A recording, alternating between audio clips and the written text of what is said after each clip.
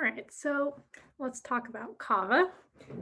If you've been with us for a while, you know that we love Cava and love the all the wine regions around Barcelona because that's where we lived before COVID happened. So we have Azimut, Brut Nature. And Brut Nature is basically the driest example of sparkling wine that you can find. So normally you'd see Brut. That's like the most typical one you'd find, but Brut Nature is even less dosage, even less sugar added. So it's very dry. Oh wait, but let's start from the beginning. So this is a family that makes everything organically, of course, in Alt Penedès. Yeah, Alt Penedès, right outside of Barcelona. And they do all of the racking and everything by hand. So Cava, if you don't know the background of it, we have a really interesting blog about the different ways of making sparkling wine. But it's basically made in the same way as champagne. They just a lot of times will do massive riddling, which is taking the bottle and getting the bubbles to go to the top. They'll do that with larger machines versus by hand, which is like the romantic way to look at it. But anyways, so a lot of times it will have similar characteristics to champagne, though they use their own different grapes. So this one's Macabeo mainly, I believe, and then it has some Xarel-lo and some Parellada. And it has 9 months on lees. So lees is what gives it a creamy texture. And like in things like champagne, it'll normally give it like a brioche or biscuity notes. So we might see some of that.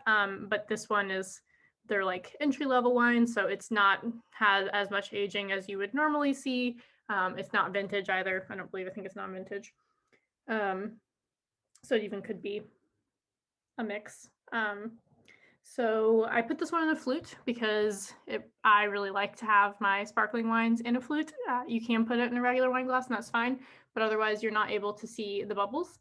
So it has a good amount of bubbles. It is not a ton. So don't feel bad if you do put it in a regular glass. You're not going to be missing out on too much. But it does make a difference, I would say, when you're doing your smelling and for the amount of carbonation that it retains.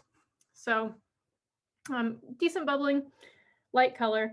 On the nose, I can definitely tell that it's going to have some of that creaminess to it. It has like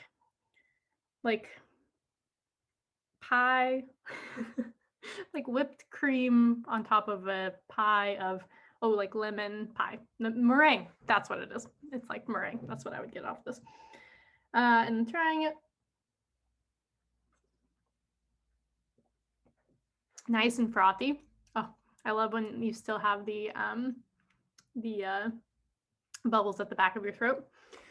It got me. So this is really just like a traditional great example of what Cava should be. This is the perfect one for doing toasts or for celebrations. It's not super expensive, so you could have it where you have a lot of people at an event.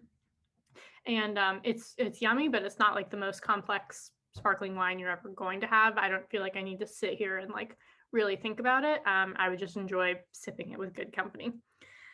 So great one for if you're having friends over or maybe when you're celebrating getting your vaccine. This is a good one to pop open. And if you live alone or will not be drinking that quickly, I highly recommend getting these cap guys. They really do a great job of preserving the bubbles. So enjoy.